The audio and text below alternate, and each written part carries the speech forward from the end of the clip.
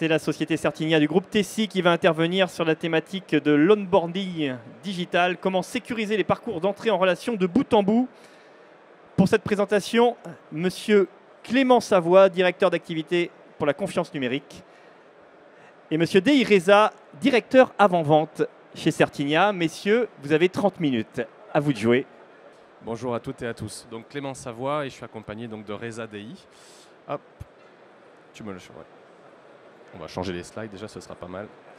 Donc, on va parler aujourd'hui des parcours d'onboarding, comment on sécurise l'entrée en relation de bout en bout.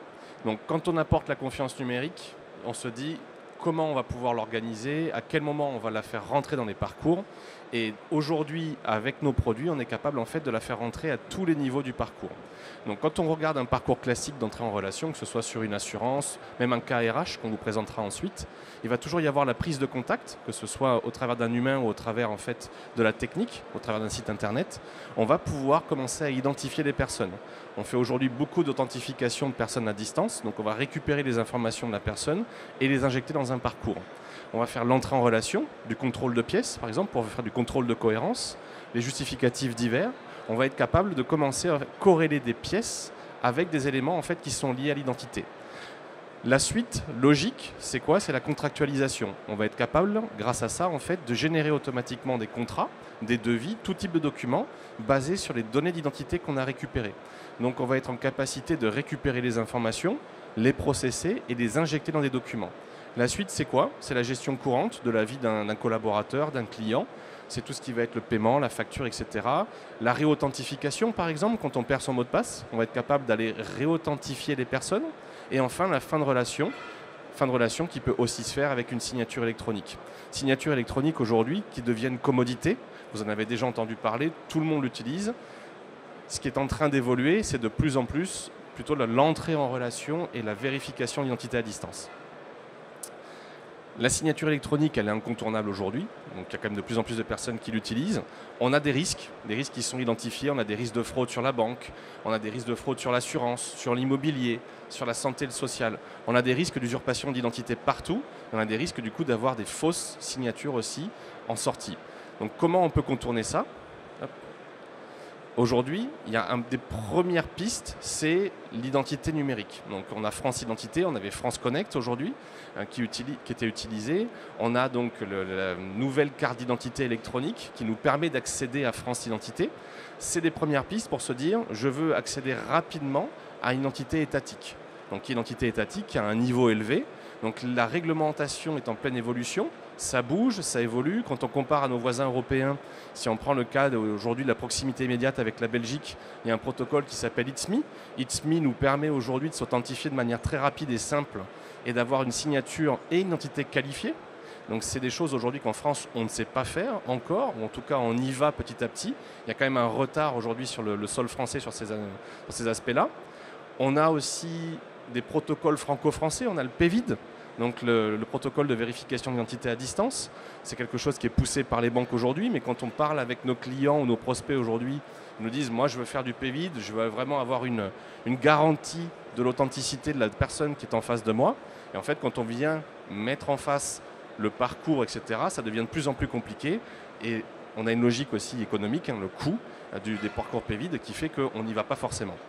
Et enfin, on a des parcours digitaux qui sont de plus en plus complexes. La vérification d'identité, on a du KYC, on a du KYB. Il y a plein de choses qui font qu'on doit sécuriser ces parcours qui sont des parcours digitaux d'entrée en relation. Donc on a un triptyque aujourd'hui gagnant qui est vraiment là pour réussir le déploiement de la signature électronique. Il faut qu'on puisse penser trois choses. Il y a le parcours utilisateur, il y a le coût, la réalité économique, et on a la sécurité, la conformité. Donc aujourd'hui, quand on veut monter dans les niveaux de signature, quand on regarde la réglementation IDAS, on a 4 niveaux en gros. On a la signature simple, avancée, avancée sur un certificat qualifié et qualifié. Donc plus on va monter dans le niveau de garantie de signature, plus l'expérience utilisateur peut être compliquée et donc aussi longue. Donc il y a différents aspects qui vont rentrer en action. C'est l'habilité que je vais avoir avec les nouvelles technologies. Est-ce que je comprends comment fonctionne la partie pièce, la contrôle de pièces vidéo, le selfie, la preuve de vie, etc. Associé à cette technologie, on a un coût.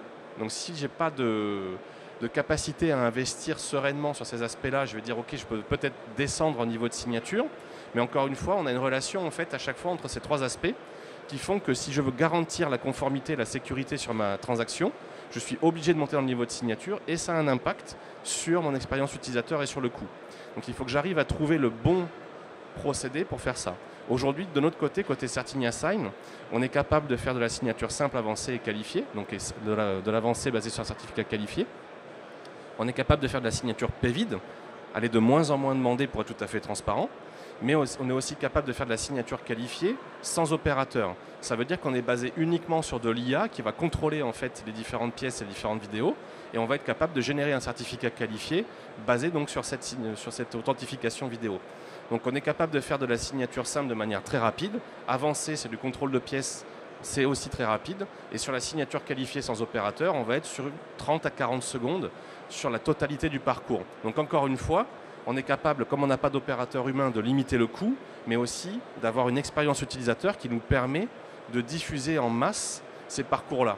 C'était un des points bloquants on va dire, du déploiement de la signature qualifiée. Si on compare encore une fois avec ITSMI, c'est des protocoles qui sont très simples à utiliser en Belgique, donc il y a un déploiement massif. Quand on regardait la signature électronique qualifiée en France, ce qui a été fait il y a 3-4 ans, on avait des signatures électroniques qualifiées où vous aviez un contrôle en temps réel avec une visio, avec un opérateur d'enregistrement. C'était un cauchemar. Ça prenait une douzaine de minutes, ça coûtait entre 15 et 16 euros et ce n'était pas forcément réutilisable ou en tout cas projetable dans une utilisation au quotidien. Donc aujourd'hui, on a des capacités technologiques qui nous permettent de réduire ça et de respecter ce triptyque gagnant. Donc pour être un petit peu plus précis sur ce qu'on fait, donc Certinia Global XP, donc Certinia, ça fait partie du groupe Tessi. Groupe Tessi que vous connaissez certainement, c'est un groupe qui a une cinquantaine d'années, qui fait 530 millions de chiffre d'affaires. Et donc Certinia, aujourd'hui, on a différents aspects. On a Certinia, l'autorité de certification, qui nous permet de processer des certificats SSL, RGS, des certificats, des clés tokens de signature qualifiée. Et on a toute la partie plateforme, donc, où on va être capable de faire de la signature donc, en plateforme SaaS API, également la vérification d'identité. Et on a également un produit qu'on va vous montrer aujourd'hui, qui est basé sur Certinia Sign, qui est notre plateforme de signature, mais qui permet de faire rentrer des workflows. Donc on est capable de rentrer dans le métier et vraiment d'automatiser une partie des processus et d'aller bien au-delà de la signature électronique en faisant rentrer réellement le métier dans la signature. Et on peut faire rentrer également la vérification d'identité dans la partie parcours de vérification avant la signature ou alors carrément avant la partie entrée en relation. Je vais laisser Reza nous présenter tout ça. Tu veux jeter le micro pendant que tu présentes ? Non. Bon, bonjour à tous, bienvenue, j'espère que vous m'entendez bien. Donc effectivement, juste un point avant de rentrer dans la démonstration. Un des éléments importants dont Clément vient de parler, c'est la notion de processus métier. Donc ça veut dire quoi ? Ça veut dire, étant donné que la signature est un élément incontournable, aujourd'hui, pour pouvoir faciliter son intégration, il faut pouvoir l'intégrer complètement dans le processus métier, dans la vie d'un dossier, que ça soit en entrée en relation, que ça soit en embauche, etc. Ce que je vous propose aujourd'hui, c'est de présenter la solution autour d'un dossier de contractualisation RH. C'est mon nom, donc du coup j'ai mis juste mon nom, donc ça va. Vous allez voir juste partout Reza Dei. Donc l'idée effectivement c'est quoi ? C'est qu'à partir du moment où on décide de pouvoir générer l'élément, c'est qu'il y a déjà une entrée en relation qui a été faite potentiellement, on a récupéré certaines informations d'identité, mais en fonction du contexte de l'utilisateur et en fonction du contexte de la personne, on va pouvoir générer son contrat de manière automatique, on va pouvoir lui afficher des pièces complémentaires, par exemple dans le cadre de sensibilisation aux fraudes, de règlements internes, etc., qui vont être personnalisées, sur lesquelles on va demander à la personne de pouvoir valider et donner son consentement. Donc l'idée de tous ces parcours-là, c'est quoi ? C'est qu'à partir du moment où je prends le contexte d'un utilisateur, où je prends le contexte d'un événement, j'adapte mon processus de manière automatique au contexte de l'utilisateur. D'accord ? Donc aujourd'hui, par exemple, aujourd'hui je dois aller signer mon contrat de travail, je reçois mon petit email qui arrive, vous connaissez déjà. Mais la particularité de ce contrat, alors c'est en temps réel, donc excusez-moi si ça peut être un peu long parce qu'il y a des choses qui sont calculées, on a décidé de faire ça en temps réel et ne pas de faire de vidéo. L'idée c'est effectivement, dès le départ, je peux avoir une sorte de questionnaire qui m'amène à l'utilisateur à pouvoir répondre à des contextes pour pouvoir alimenter son contrat avec des informations qui sont sur le contexte utilisateur. Ce qui est très important, c'est que effectivement, c'est des éléments qui sont complètement paramétrables, et on va le voir justement derrière, par la main des personnes qui sont au niveau de back-office, de ce qu'on appelle la partie arrière-guichet, sur laquelle effectivement vous avez par exemple la RH qui va vouloir construire la solution, etc., etc. Donc là, par exemple, on me demande est-ce que je veux adhérer à la mutualisée. Je vais répondre oui. À partir du moment où je réponds oui, là, le système va aussi récupérer la totalité des informations qui me concernent, va commencer aussi à vérifier des informations qui ont été faites à travers l'identité, récolte d'identité que vous avez dû voir hier normalement au niveau des éléments. Et à partir de ce moment-là, on va avoir une récupération des données. Et là, il y a un certain niveau d'intelligence qui va se mettre en place pour pouvoir générer le contrat. Ça va prendre un tout petit peu de temps, je suis désolé. Hop, c'est parti.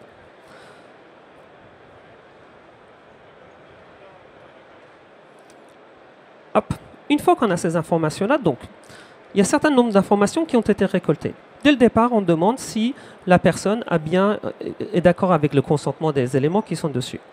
Une fois que je commence à rentrer à l'intérieur, pardon, excusez-moi, à partir de ce moment-là, on va me demander de pouvoir automatiquement, par rapport à mon contexte, afficher un certain nombre de documents, d'éléments complémentaires qui sont associés à mon dossier.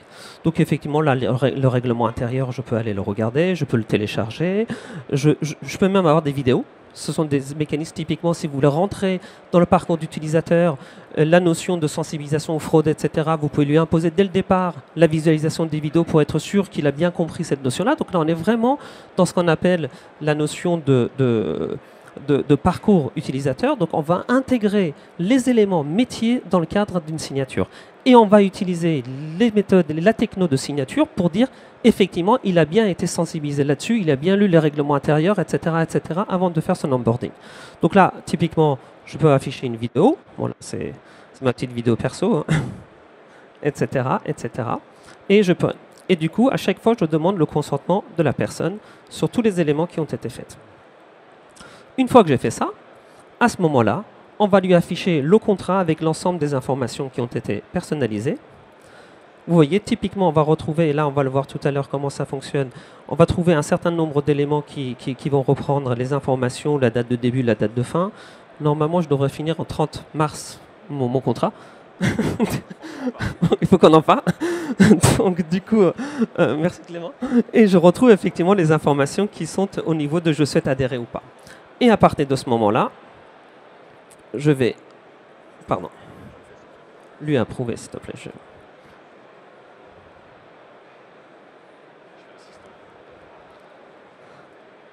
Et je signe.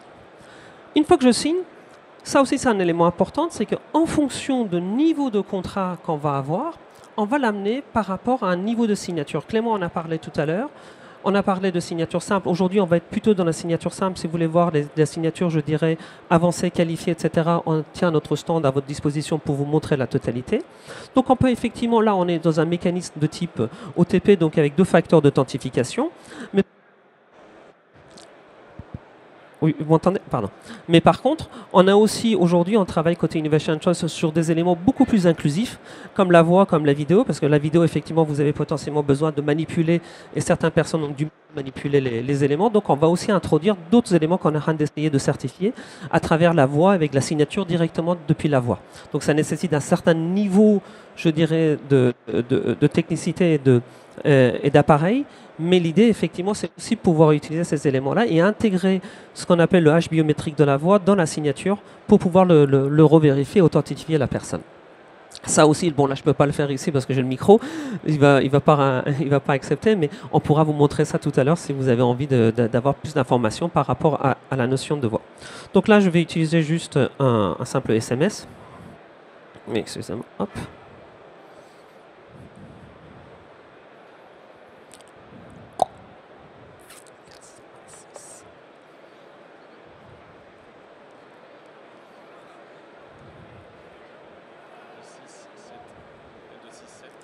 Ouais, 401.7, ouais, pardon. Merci. Et une fois que je confirme, le dossier est signé, etc. Un petit point important, par rapport à tout ce qui est les mécanismes d'OTP, aujourd'hui, en fonction du niveau de signature, on va demander des OTP plus ou moins complexes. Ça aussi, c'est quelque chose qui va de plus en plus intervenir dans la solution, dans les solutions qui vont en parler. Ce qui est important, c'est qu'aujourd'hui, l'utilisateur a fini son contexte. La personne qui était plutôt en termes de gestion de back-office va avoir un certain niveau de dossier. Et là, on se retrouve plutôt côté back-office. Et c'est là où on va aussi, dans la notion de Certinia Global XP, on va introduire ces mécanismes qui sont plutôt du domaine je dirais, des systèmes basés sur la notion de gestion de processus et informatisation de processus. Et à partir de ce moment-là, on va avoir un certain niveau d'éléments. Dès le départ, l'utilisateur, à tout moment, peut voir la totalité des dossiers qui le concernent. Là, je prends par exemple le dernier dossier que je viens de signer, si je l'ouvre. Et je retrouve effectivement les éléments qui sont associés à la notion de dossier signature.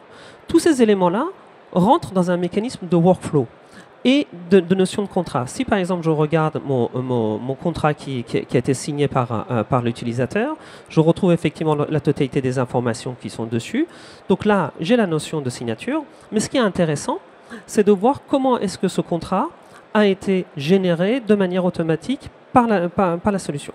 Donc en fait, c'est là où on va avoir un peu ces mécanismes qui vont être beaucoup plus accessibles. Ça va être la notion effectivement de la notion de contrat dans laquelle on va afficher, on va donner la main à l'utilisateur directement de pouvoir générer ces modèles de contrat et à travers ces mécanismes d'identification, etc., on va venir récupérer. Et là, l'idée vraiment de la notion, je dirais, de gestion de relations clients, c'est de dire comment est-ce qu'on laisse de manière très simple, sous forme de no-code, etc., la main à l'utilisateur pour pouvoir non seulement générer ces processus de manière automatique, et on va voir que certaines parties de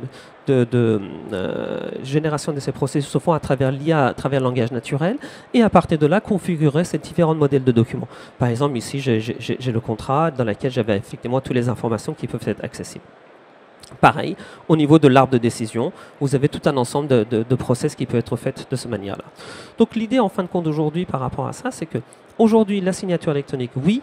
Comment est-ce qu'on intègre? C'est surtout la notion d'intégration dans le processus qui est importante et quels sont les outils qui permettent de pouvoir l'intégrer de manière native. Et aujourd'hui, on a un certain nombre de services qui sont associés à ça, que ce soit des services de type génération de processus automatique à travers le langage naturel, modélisation des documents et tout ce qui va être la notion de service de signature.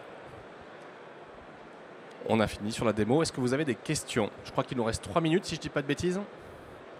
Non, vous avez le temps, vous avez encore 13 minutes. 13 minutes? Ah, on est hyper en avance. Oui, vous êtes très très bien. Donc, ça veut dire qu'on a un moment privilégié pour poser des questions, donc n'hésitez pas si vous voulez rebondir sur la démonstration qui vient d'être faite, sur la fin prochaine de votre contrat, Monsieur DI, j'ai peur, Monsieur Reza, pardon.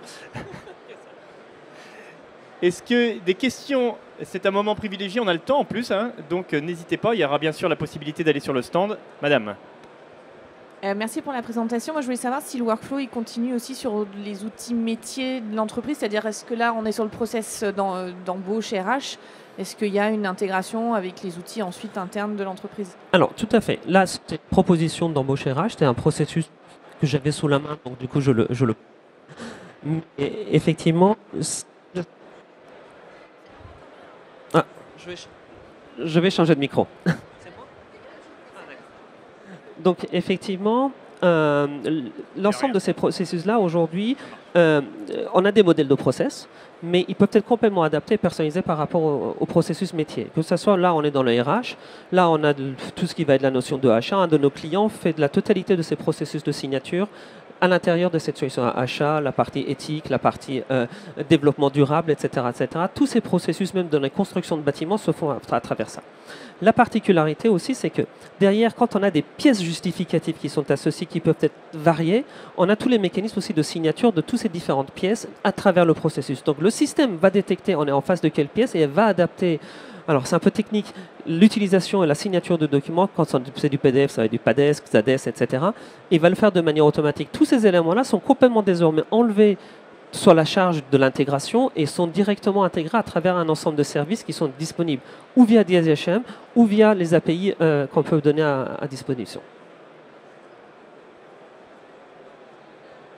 Sur la continuité de cette question, juste pour savoir, est-ce que, par exemple, le flow il va continuer sur d'autres audits dans le sens que par exemple, là, on a fini la signature de contrat. Est-ce qu'il y aura des notifications qui vont partir dans d'autres outils pour, par exemple, emporter un employé et du coup, ce sera l'équipe logistique qui va reprendre la suite. Donc, c'est-à-dire il y a un changement de workflow dans le métier. Donc, il va passer sur un autre processus métier pour continuer le parcours.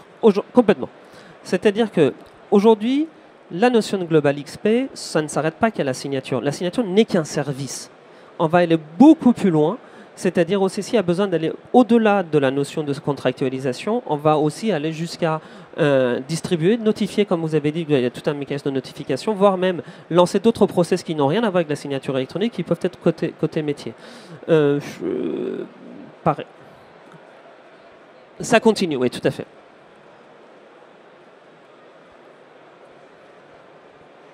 Alors, est-ce qu'il reste des questions d'intérêt général, puisque les questions un peu plus précises, qui vous concernent plus directement, vous pourrez les poser directement sur le stand.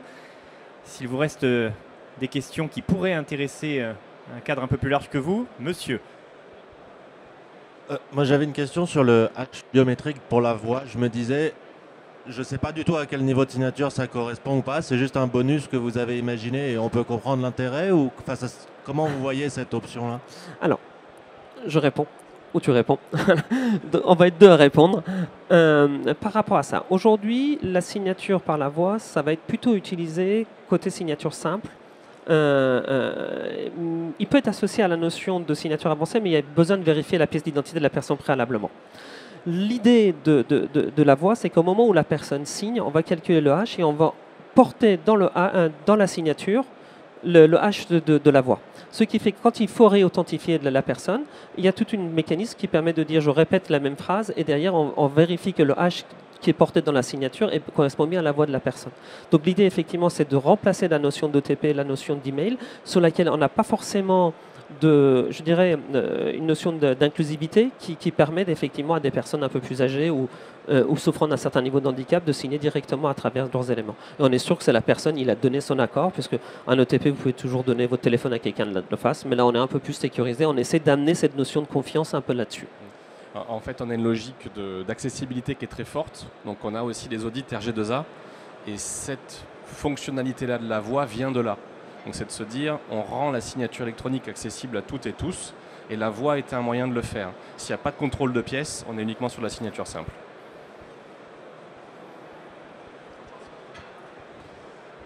Vu qu'on est sur une thématique IA, même avec le vishing, pas de souci sur la voix? C'est en cours de test, ces éléments-là. Donc effectivement, il y a tout un mécanisme de traitement de deepfake qui est fait. À l'heure actuelle, le deepfake il est très très pointu sur la notion de détection de visage, etc. Beaucoup moins sur la voix, parce que effectivement, on a cette notion. Donc on joue beaucoup sur la notion de timbre, etc. Mais vous avez raison, aujourd'hui, on est en train de travailler. On est en train de constituer une base de connaissances qui est assez importante côté voix pour pouvoir justement gérer ça. Il y a deux difficultés par rapport à la notion de deepfake. Donc là, on parle de nos difficultés, donc on est dans la R&D, donc là, on peut se lâcher. Tout n'est pas magique. Il y a la notion non seulement de la voix, mais de la langue. C'est-à-dire qu'aujourd'hui, on doit pouvoir attendre la langue de la personne par rapport à sa notion de nationalité, etc., pour pouvoir adapter aussi les algorithmes de reconnaissance par rapport à cette notion de langue. Voilà, on a déjà... On a parlé de RD, on a perdu tout le monde. Et voilà, on a débordé un petit peu du cadre, mais c'est intéressant et c'est ce genre d'échange qu'on peut prolonger sur le stand. Alors votre stand, pour essayer d'orienter, donc c'est G12, hein, c'est ça? G2. On est juste donc, derrière. De toute façon, c'est pas très loin. Vous avez le plan, vous avez l'appli. Voilà. Suivez le guide. On vous accompagne. Eh bien, merci. Merci à vous deux. Eh bien, merci pour cette conférence.